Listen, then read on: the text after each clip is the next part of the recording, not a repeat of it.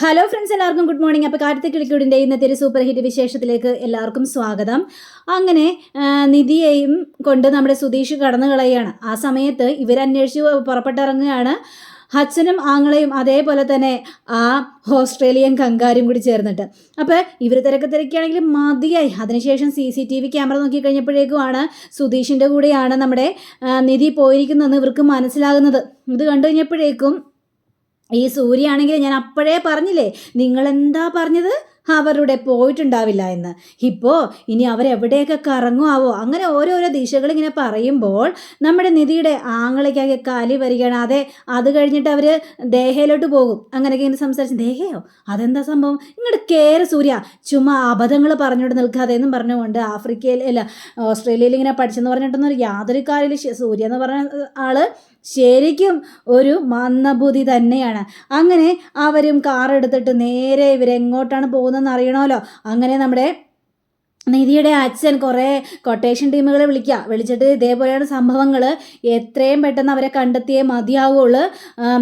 അവനെ കൊന്നിട്ടായാലും എൻ്റെ മകളെ എൻ്റെ കൺമുന്നിൽ എത്തിച്ചിരിക്കണമെന്ന് ഇവരോട് പറയുക. അങ്ങനെ ശരി സാർ, ഓക്കെ സാർ, ഞങ്ങളത് ഉറപ്പായിട്ട് എത്തിച്ചിരിക്കാൻ സാർ എന്നും പറഞ്ഞുകൊണ്ട് ഈ ഗുണ്ടകൾ അവിടെ നിന്ന് നേരെ വണ്ടി കയറി സ്ഥലം വിടുകയാണ്, ഈ സുധീഷിനെയും അതേപോലെ തന്നെ നിധിയെയും കണ്ടെത്താനായിട്ട്. അപ്പോൾ നിധിക്കാണെങ്കിൽ ആകെ പേടി തോന്നിയാണ്, എൻ്റെ ദൈവം ഇനി എന്ത് ചെയ്യും, ഇനി ആരെങ്കിലും തിരക്കി വരും എന്നൊക്കെ പേടിച്ച് വല്ലാത്തൊരു അവസ്ഥയിൽ. അപ്പോൾ സുധീഷ്, എടോ താൻ എന്തിനാണ് ഇങ്ങനെ പേടിക്കുന്നത്, പേടിക്കേണ്ട ആവശ്യമൊന്നുമില്ല, അതൊക്കെ മനസ്സിൽ നിന്ന് കളഞ്ഞേര്, എന്നിട്ട് നല്ല നല്ല കാര്യങ്ങൾ ചിന്തിക്കും, ഞാൻ ചോദിക്കണതിനൊക്കെ താൻ മറുപടി പറ, അല്ലേ ടെൻഷൻ അടിച്ചിരുന്നിട്ട് യാതൊരു കാര്യമില്ലല്ലോ, എന്താ ചോദിക്കാനുള്ളതെന്ന് പറഞ്ഞപ്പോഴേക്കും അതെ താൻ സിനിമ കാണാറുണ്ടോ. അപ്പം നിധിയൊന്നും മിണ്ടണില്ല. അതൊന്നും മിണ്ടാത്തത്, പറടോ താൻ സിനിമ കാണാറുണ്ടോ, പിന്നെ സിനിമ കാണാത്തവരായിട്ട് ആരെങ്കിലും ഉണ്ടോ, എങ്കിൽ നമ്മൾ രണ്ടുപേരും ഇങ്ങനെ വണ്ടി ഓടിച്ചിട്ട് പോവല്ലേ, ആ സമയത്ത് തനിക്ക് ഏത് സിനിമയാണ് ഓർമ്മ വരുന്നത്. അയ്യോ, മനുഷ്യൻ്റെ മനസ്സിൽ ടെൻഷൻ ഇങ്ങനെ നിറഞ്ഞുകൊണ്ടിരിക്കുക, ആ സമയത്താണോ സിനിമയെക്കുറിച്ച് പറയുന്നത്. എനിക്കൊരു സിനിമയും ഓർമ്മ വരുന്നില്ല, തന്നെ മിണ്ടാതിരിക്കടോ, താൻ ഇങ്ങനെയൊക്കെ കിടന്ന് പറയുന്നത് എന്ന് ചോദിച്ചു കഴിഞ്ഞപ്പോഴേക്കും സുധീഷ് അവിടെ ചമ്മിപ്പോയി. കാരണം കുറച്ച് റൊമാൻസൊക്കെ ഇട്ടിട്ട് അവിടെ നിന്ന് പോകാമെന്നാണ് സുധീഷ് വിചാരിച്ചത്. പക്ഷേ നിധിയുടെ മനസ്സിൽ അങ്ങനെ ഒരു റൊമാൻസും ഇല്ല. അവിടെ നിന്ന് എങ്ങനെയെങ്കിലും രക്ഷപ്പെട്ട് ഏതെങ്കിലും ഹോസ്റ്റലിൽ പോയി നിന്ന് അവിടെ നിന്ന് തൻ്റെ പഠിത്തവും ജോലിയും ഒക്കെ കണ്ടിന്യൂ ചെയ്യണം, ഇതാണ് നിധിയുടെ മനസ്സിൽ. പക്ഷേ സുധീഷിൻ്റെ മനസ്സിലാണെങ്കിലോ, നിധിയെ എങ്ങനെയെങ്കിലും വീട്ടിലോട്ട് കൂട്ടിക്കൊണ്ടുപോയി അവളുടെ മനസ്സിലെ ഇഷ്ടങ്ങളെല്ലാം പിടിച്ചെടുത്ത് അവളെ കല്യാണം കഴിച്ച് സുഖമായിട്ട് ജീവിക്കണമെന്നാണ് നമ്മുടെ സുധീഷിൻ്റെ മനസ്സിലെ ആഗ്രഹം.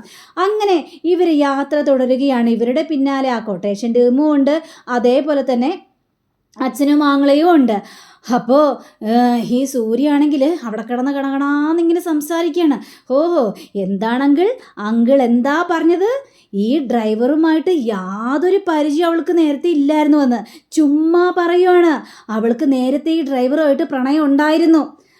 അന്ന് ഇയാൾ വന്ന് നമ്മുടെ കാറിലിടിച്ചു കഴിഞ്ഞപ്പോഴേക്കും നിധി അവനെ സപ്പോർട്ട് ചെയ്താ സംസാരിച്ചത്, എന്നെ അവിടെ അവൾ കുറ്റപ്പെടുത്തുകയാണ് ചെയ്തത്.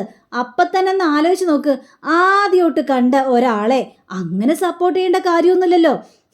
ഇവർ മുൻകൂട്ടി പ്ലാൻ ചെയ്ത കാര്യങ്ങളാണിത് എന്നൊക്കെ ഇങ്ങനെ ഈ സൂര്യ അവിടെ കിടന്ന് സംസാരിച്ച് കഴിഞ്ഞപ്പോഴേക്കും ആങ്ങളയ്ക്ക് കാലി വരികയാണൊന്നും മിണ്ടാതിരിക്കുന്നുണ്ടായിരുന്നു. ചുമ്മാ അനാവശ്യമായ രീതിയിലൊന്നും സംസാരിക്കാൻ നിൽക്കരുത്. അങ്ങനെ നിധിക്ക് അവനെന്ന് യാതൊരു പരിചയം ഉണ്ടായിരുന്നില്ല. ഓ, ഇപ്പോഴും ഞാൻ പറയുന്നതല്ല നിങ്ങൾക്ക് വിശ്വാസം, നിങ്ങളുടെ മകള് അവൻ്റെ കൂടെ ഓടിപ്പോയതാണ്. ഇപ്പോഴേക്കും നിധിയുടെ അച്ഛന് കാലി വരികയാണ്. അങ്ങനെ അവൾ ഓടിപ്പോയില്ലെന്ന് തന്നെയാണ് വിശ്വാസം. അങ്ങനെ അവൾ ഓടിപ്പോയിട്ടുണ്ടെങ്കിൽ പിന്നെ അവളെൻ്റെ സ്വഭാവം ശരിക്കും അറിയും. അങ്ങനെ പറ, ഇപ്പം പറഞ്ഞതാണ് കറക്റ്റ്, ഇപ്പോഴാണ് ശരിയായ റൂട്ടിൽ നിങ്ങൾ പോയിക്കൊണ്ടിരിക്കുന്നത്. എനിക്കറിയാം ഇതെവിടത്തോളം പോകുമെന്ന്. അങ്ങനെ ഭ്രാന്ത് പിടിച്ചൊരവസ്ഥയിൽ ഈ സൂര്യ കിടന്ന് കണാന്നിങ്ങനെ സംസാരിക്കുകയാണ്.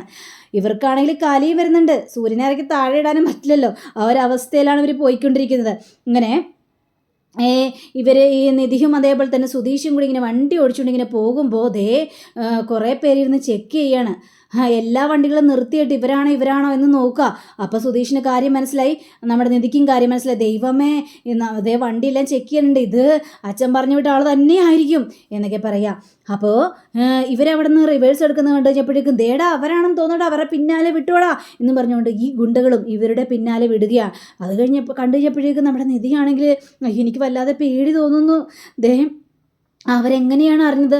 അച്ഛൻ ഉറങ്ങിക്കിടക്കുമ്പോഴല്ലേ നമ്മൾ ഇങ്ങോട്ട് പോകുന്നത്? അപ്പോൾ പിന്നെ എങ്ങനെയാ അറിയുന്നത്? അയ്യടാ, ഉറങ്ങിക്കിടക്കുമായിരുന്നു അച്ഛൻ. അതൊക്കെ ഓക്കെ. പക്ഷേ ഇയാളല്ലേ ആ കങ്കാരുവിനെ വിളിച്ചത്? എന്നിട്ട് എന്തൊക്കെ വീമ്പടിയായിരുന്നു. അപ്പോഴേ ഞാൻ പറഞ്ഞതാ വിളിക്കണ്ട വിളിക്കണ്ട എന്ന്. എന്നിട്ട് അഹങ്കാരം തീർക്കാൻ വേണ്ടി ആ കങ്കാരനെ വിളിച്ച്. എന്തൊക്കെയാ പറയുന്നത്? നീ പുറത്താണോ എന്ന് ചോദിച്ചു കഴിഞ്ഞപ്പോഴേക്കും ഞാൻ പുറത്തായാലും അകത്തായാലും തനിക്കെന്താ? ഹോ, ഭയങ്കര ഡയലോഗായിരുന്നില്ലേ? ഇപ്പോൾ പേടിച്ച് വിറയ്ക്കുന്നില്ല താന് എന്നൊക്കെ ഈ നിധിയോട് പറഞ്ഞപ്പോഴേ കഴിയും എനിക്ക് പേടി തോന്നുന്നു. പക്ഷേ വിളിക്കണ്ടായിരുന്നു അല്ലേ, ഞാൻ അബദ്ധവശാൽ വിളിച്ച എല്ലാത്തിനും കാരണം ഞാൻ തന്നെയാ എന്ന് പറഞ്ഞുകൊണ്ട് നിധി സ്വയം പഴിക്കുക. അപ്പോൾ സുധീഷാണെങ്കിൽ എടാ താൻ പേടിക്കാതിരിക്കുക, അങ്ങനെ സ്വയം പഴിക്കേണ്ട ആവശ്യമൊന്നുമില്ല. എന്തൊക്കെ സംഭവിച്ചാലും ഏതൊക്കെ സംഭവിച്ചാലും തന്നെ അവനെ കൊണ്ട് കല്യാണം കഴിപ്പിക്കേണ്ട ഞാൻ സമ്മതിക്കൂല. അതെങ്ങനെയെങ്കിലും ഞാൻ മുടക്കും. അല്ല, അവൻ്റെ തലയിൽ തന്നെ കെട്ടിവെച്ച് കൊടുക്കില്ല ഞാൻ എന്നും പറഞ്ഞുകൊണ്ട് സുധീഷ് അവിടെ വാശി പിടിക്കുക. അല്ല, നമ്മളിനി എങ്ങോട്ടാ പോകുന്നത് എന്ന് ചോദിച്ചപ്പോഴേക്കും എടോ ഇപ്പോൾ നമ്മളവിടെ തിരുവനന്തപുരത്തേക്ക് എത്തുമ്പോഴത്തേക്ക് 5 മണിയൊക്കെ ആവും. അയ്യോ, 5 മണിക്ക് ഹോസ്റ്റലൊന്നും ഉണ്ടാവില്ലല്ലോ. അത് ശരി, എടോ തനിക്ക് ഒട്ടും കോമൺ സെൻസ് ഇല്ലടോ. 5 മണിക്ക് ഏത് ഹോസ്റ്റലാണ്? അതുകൊണ്ട് നമുക്ക് എൻ്റെ വീട്ടിലേക്ക് പോകാം. നിങ്ങളുടെ വീട്ടിലേക്കോ? അത് പറ്റില്ല, അതൊന്നും വേണ്ട. പിന്നെ എവിടെ പോകാനാ? എൻ്റെ വീട്ടിലേക്ക് യാതൊരു കുഴപ്പമില്ല. അവിടെ താൻ സേഫ് ആയിരിക്കും. പിറ്റേ ദിവസം രാവിലെ ആകുമ്പോഴത്തേക്കും ഫ്രഷ് ആയിട്ട് താൻ ഏതെങ്കിലും ഹോസ്റ്റലിലേക്ക് പൊയ്ക്കോടോ. അതിനെന്താ പ്രശ്നം? ഇല്ല, അതൊന്നും ശരിയാവില്ല. അവിടെ നിങ്ങളുടെ അമ്മയില്ലേ, അമ്മ നമ്മൾ രണ്ടുപേരും കൂടി കണ്ടു കഴിഞ്ഞാൽ എന്ത് വിചാരിക്കും? എൻ്റെ ദൈവമേ, അപ്പോൾ ഞാൻ പറഞ്ഞ കഥകളെല്ലാം താൻ മറന്നുപോയോ? നമ്മുടെ കഥകളും കേൾക്കാൻ ആരെങ്കിലും ഉണ്ടല്ലോ എന്നൊക്കെ വിചാരിച്ചുകൊണ്ട് വിശ്വസിച്ച് തന്നോട് ഞാൻ എൻ്റെ കഥകളെല്ലാം പറഞ്ഞു. പക്ഷേ അതൊക്കെ താൻ മറന്നുപോയി. അയ്യോ, സത്യമായിട്ടും ഞാൻ ഓർക്കുന്നില്ല. എന്താ? അതെ, ഞങ്ങളുടെ വീട്ടിൽ ഞങ്ങൾ 4 ബ്രദേഴ്സും പിന്നെ അച്ഛനും മാത്രമേ ഉള്ളൂ. അമ്മ മരിച്ചുപോയി. അയ്യോ, സോറി. എൻ്റെ ഈ ടെൻഷനിൽ ഞാൻ ആ കാര്യങ്ങളെല്ലാം മറന്നുപോയതാ. സോറി. ശരി, സോറി ഒന്നും പറയേണ്ട ആവശ്യമൊന്നുമില്ല. താൻ ടെൻഷൻ ആവാതിരിക്കുക. നമുക്ക് വീട്ടിലേക്ക് പോകാം. വേണ്ട, വീട്ടിലേക്കൊന്നും പോകണ്ട. ഈ ആണുങ്ങൾ മാത്രം താമസിക്കുന്ന വീട്ടിലേക്ക് ഞാനെങ്ങനെയാണ് കയറി ചെല്ലുന്നത്? എനിക്ക് പേടിയാ. ഇത് കേട്ടുകഴിഞ്ഞപ്പോഴേക്കും പ്രേതമുള്ള വീട്ടിലേക്ക് എങ്ങനെയാണ് കയറി ചെല്ലുന്നത് എനിക്ക് പേടിയാന്ന് പറഞ്ഞാൽ അതിനൊരിതുണ്ട്. ഇതിപ്പോൾ എൻ്റെ വീട്ടിലേക്ക് 4 ആണുങ്ങൾ മാത്രമുള്ള വീട്ടിലേക്ക് കയറി ചെല്ലാൻ പേടിയോ? ഇവിടെ തനിക്ക് അവിടെ ഭയങ്കര സുരക്ഷിതമായിരിക്കും. തന്നെ നന്നായിട്ട് എൻ്റെ ചേട്ടന്മാരും അനിയന്മാരും ഒക്കെ കെയർ ചെയ്യും. അതിനെക്കുറിച്ച് ഓർത്തൊന്നും താൻ ടെൻഷൻ ആവണ്ടടോ. ഇല്ല, എന്നാൽ അത് ശരിയാവില്ല. താൻ മിണ്ടാതെ വാ എന്നും പറഞ്ഞുകൊണ്ട് സുധീഷ് പറയാം. ഈ സമയം തന്നെ ഗുണ്ടകളാണെങ്കിൽ ഇവരുടെ പിന്നാലെ ആയിരുന്നല്ലോ. അപ്പോൾ ഈ ഗുണ്ടകൾ വണ്ടി വേറെ ഏതോ റൂട്ടിലേക്ക് പോകുന്നേടാ. നോക്കിയേ, ഇതെന്താ കന്യാകുമാരിയോ എന്ന് ചോദിക്കുമ്പോൾ അല്ല, അവൻ ഈ റൂട്ടല്ലേ പോയത്. ഇവിടെ പൊട്ട, അവൻ തിരുവനന്തപുരം വഴിയാണ് പോയത്. താൻ എന്തിനാണോ കന്യാകുമാരിലോട്ട് പോകുന്നത്? അല്ല, അവൻ റിവേഴ്സ് അടിച്ചില്ലേ? അപ്പോൾ ഞാൻ വിചാരിച്ചു ഇങ്ങോട്ടാണെന്ന്. എടാ നിർത്തടാ വണ്ടി എന്ന് പറയാം. അപ്പോൾ നിർത്തി കഴിഞ്ഞപ്പോഴേക്കും എന്താ റിവേഴ്സ് അടിക്കാനോ? അതെ, റിവേഴ്സ് അടി തിരിച്ചു പോടോ. അയ്യോ എൻ്റെ പൊന്ന് സാറേ, ഇത് 1 വേ ആണ്, പോകാൻ പറ്റില്ല. എങ്കിലും U-ടേൺ എടുക്കണോ എവിടെയെങ്കിലും? എങ്കിൽ പിന്നെ അതിനാണോ നിർത്താൻ പറഞ്ഞത്? അപ്പോൾ U-ടേൺ എടുക്കാൻ അങ്ങോട്ട് പറഞ്ഞാൽ പോരായിരുന്നില്ല എൻ്റെ പൊന്നു ചേട്ടാ എന്നിങ്ങനെ പറയാം. എൻ്റെ ദൈവം, ഈ പൊട്ടനെ കൊണ്ട് വല്ലാത്ത മേടാണല്ലോ. താൻ വണ്ടി എടുക്കണോ എന്നും പറഞ്ഞുകൊണ്ട് ഇവർ വണ്ടി എടുത്ത് നേരെ തിരിക്കുക. സുധീഷക്ക് ആ സമയം കൊണ്ട് വേറെ റൂട്ടിലേക്ക് പോകും. അപ്പോൾ ഇവരോട് ഇങ്ങനെ പറയണം, ഏതായാലും തിരുവനന്തപുരത്തേക്കാണ് പോയിരിക്കുന്നത് അല്ലേ, അവനെ ഞാൻ ശരിയാക്കി കൊടുക്കുന്നുണ്ട്. എൻ്റെ മോളെയും കൊണ്ട് അവൻ കടന്നു കളഞ്ഞു. അവനെ ഞാൻ കൊല്ലും എന്നൊക്കെ ഇങ്ങനെ പറയുകയാണ് നിധിയുടെ അച്ഛൻ. അങ്ങനെ കുറച്ച് കഴിഞ്ഞപ്പോഴേക്കും നമ്മുടെ സൂര്യ ഏതൊരു വണ്ടി വിളിച്ചിട്ട് അവിടെ നിർത്താൻ പറയുകയാണ്. അങ്ങനെ സൂര്യ ആ വണ്ടി എടുത്തോട്ട് പോവുകയാണ്. സൂര്യക്കാണെങ്കിൽ ആകെ കാലിയും വരുന്നുണ്ട്. അവൻ എൻ്റെ കൈ കിട്ടിയിട്ടുണ്ടെങ്കിലേ ഞാൻ ഇഞ്ചിഞ്ചായിട്ട് അരിയും ഞാൻ അവനെ എന്നും പറഞ്ഞുകൊണ്ടാണ് സൂര്യ വണ്ടി എടുത്തോട്ട് പോകുന്നത്. അങ്ങനെ നമ്മുടെ നിധിയും അതേപോലെ തന്നെ ഈ സുധീഷും കൂടി വരിക. ആ സമയത്ത് ആ ഗുണ്ടകൾ നിൽക്കുന്നു.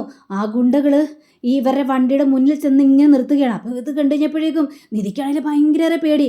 അതിലപ്പോൾ ആ പൊട്ടൻ ഗുണ്ടയാണെങ്കിൽ അതെ ഏതായാലും അവൻ എന്നെ പറ്റിച്ചല്ലേ, ഇവൻ്റെ കാര്യം ഞാൻ നോക്കിക്കോളാം എന്നും പറഞ്ഞ് ഒരു കമ്പി വടി എടുത്തിട്ട് ഇവരെ തല്ലാനായിട്ട് നേരെ ചെല്ലുക. പക്ഷേ സുധീഷല്ലേ ആള്. സുധീഷ് നേരെ തേടിലേക്ക് ഇട്ടിട്ട് ഒറ്റ വിടലാണ്. ഇവനാണെങ്കിൽ തെറിച്ചത് ആ പള്ളയെ പോയി കിടക്കുകയാണ്. പെട്ടെന്ന് തന്നെ മറ്റുള്ള കുട്ടികളെല്ലാം എടാ കയറടാ, വണ്ടി കയറടാ, അവരുടെ പിന്നാലെ ചെല്ലണോടാ എന്ന് പറഞ്ഞുകൊണ്ട് അങ്ങനെ നമ്മുടെ സുധീഷ് നമ്മളിപ്പോൾ പറപ്പിക്കില്ലേ എന്നും പറഞ്ഞുകൊണ്ട് ഇതിനെ പറപ്പിച്ചതാ. പെട്ടെന്ന് തന്നെ ടയറിൻ്റെ കാറ്റങ്ങോട്ട് പോയി. നേരെ വണ്ടി വന്ന് പെട്ടെന്ന് ബ്രേക്ക് ഇട്ട് അവിടെ അങ്ങോട്ട് നിർത്തുകയാണ്. അപ്പോൾ നിധിയാണെങ്കിൽ പേടിച്ച് വിറച്ച് നേരെ സുധീഷിൻ്റെ കയ്യിലങ്ങോട്ട് കെട്ടിപ്പിടിക്കുക. സുധീഷിനെ കിട്ടിയതാക്കാം. സുധീഷാണെങ്കിൽ ഭയങ്കര സന്തോഷം കൊണ്ട് മതി മറക്കുക. അപ്പോഴേക്കും നിധിയാണെങ്കിൽ പേടിച്ചിട്ട് അയ്യോ എന്താ പറ്റിയത്? ആ വെടി തീർന്നു. ആ ടയറ് പൊട്ടിയെന്നേ. അയ്യോ ഇനി എന്ത് ചെയ്യും? ടയറ് മാറ്റണം, അല്ലാതെ എന്ത് ചെയ്യാനാ? അങ്ങനെ നമ്മുടെ സുധീഷ് വണ്ടിയിൽ നിന്ന് ഇറങ്ങി ടയറ് മാറ്റുക. പെട്ടെന്നാവട്ടെ, ചേടാ ഇത് ടയറ് മുറുക്കണ്ടേ, അല്ലെങ്കിൽ ഓടുമ്പോൾ ടയറ് ഊരിപ്പോവില്ലേ, അതുകൊണ്ടൊന്ന് മുറുക്കട്ടേന്നേ എന്നൊക്കെ പറഞ്ഞ് ടയർ അങ്ങോട്ട് മുറുക്കി ഇവർ രണ്ടുപേരും കൂടി വണ്ടി കയറുകയാണ്. എത്രയും പെട്ടെന്ന് പോകണമെന്നൊക്കെ ഇങ്ങനെ സംസാരിച്ച് ഇവർ രണ്ടുപേരും കൂടി വണ്ടി ഓടിച്ചിട്ട് നേരെ പോയത് ഒരു വെള്ളനിരയിൽ ഒരു അമ്പലത്തിൻ്റെ ഫ്രണ്ടിലായിരുന്നു. അപ്പോൾ അയ്യോ ഇതെവിടെയാ സ്ഥലം? എനിക്കറിയില്ല, നമുക്ക് ഏതായാലും ഇവിടെ കിടക്കാൻ പറ്റുള്ളൂ. ഇനിയെങ്ങാനും നമ്മൾ വേറെ റൂട്ട് പോയി കഴിഞ്ഞിട്ടുണ്ടെങ്കിൽ ചിലപ്പോൾ അവരുടെ മുന്നിലെ ചെന്ന് ചാടണമെങ്കിൽ എന്ത് ചെയ്യും? അതുകൊണ്ട് നമുക്ക് ഇവിടെ കിടക്കാം. അയ്യോ ഇവിടെ കിടക്കാനോ, എനിക്ക് പേടിയാ. അങ്ങോട്ട് പോയി കഴിഞ്ഞാൽ അതിനേക്കാളും വലിയ പേടിയുണ്ടാവും. എവിടെ താൻ പേടിക്കണ്ട, താൻ വണ്ടി തന്നെ ഇരുന്നോ, ഞാനേതായാലും പുറത്ത് ഇരുന്നോളാം. അത് സാരമില്ല, നിങ്ങൾ വണ്ടി തന്നെ ഇരുന്നോ. എങ്കിലേ ഞാനൊന്ന് ഉറങ്ങാൻ പോവാണ്. ഏതായാലും കുട്ടി ഉറങ്ങൂലല്ലോ, കുട്ടി ഇങ്ങനെ കണ്ണും പിടിച്ചിരിക്കൂലേ, കുട്ടിക്ക് പേടിയല്ലേ, അതുകൊണ്ട് ഞാൻ ഉറങ്ങട്ടെ എന്ന് പറഞ്ഞുകൊണ്ട് നിൽക്കുമ്പോൾ പിറ്റേ ദിവസം രാവിലെ ആകുകയാണ്. ഇവർ രണ്ടുപേരും നല്ല ഉറക്കം. അങ്ങനെ നമ്മുടെ സുധീഷ് സുധീഷ് കണ്ണ് തുറന്നിട്ട് നിധിയുടെ ആ ഒരു ഉറക്കമൊക്കെ കണ്ടു കഴിഞ്ഞപ്പോഴേക്കും സുധീഷിന് പ്രണയം ഇങ്ങനെ കൂടി വരിക. അങ്ങനെ സുധീഷ് നേരെ ഇറങ്ങി മുഖമൊക്കെ ഒന്ന് കഴുകുകയാണ്. അപ്പോഴാണ് നിധിയും കണ്ണു തുറക്കുന്നത്. അങ്ങനെ നിധിയോട് മുഖമൊക്കെ കഴുകാനായിട്ട് പറയാം. ഇനി നമുക്ക് പുറപ്പെട്ടാലോ എന്നങ്ങനെ സംസാരിച്ചുകൊണ്ട് അവരങ്ങനെ നിൽക്കുകയാണ്. അപ്പം അങ്ങനെയും കാണിച്ചുകൊണ്ടാണ് നമ്മുടെ ഇന്നത്തെ റിവ്യൂ ഇവിടെ അവസാനിച്ചിരിക്കുന്നത്. അടുത്ത റിവ്യൂവിനായി കാത്തിരിക്കുക, സബ്സ്ക്രൈബ് ചെയ്യുക. എല്ലാവർക്കും നല്ലൊരു ദിനം ആശംസിച്ചുകൊണ്ട് തന്നെ നമസ്കാരം. Thank you. See again. By.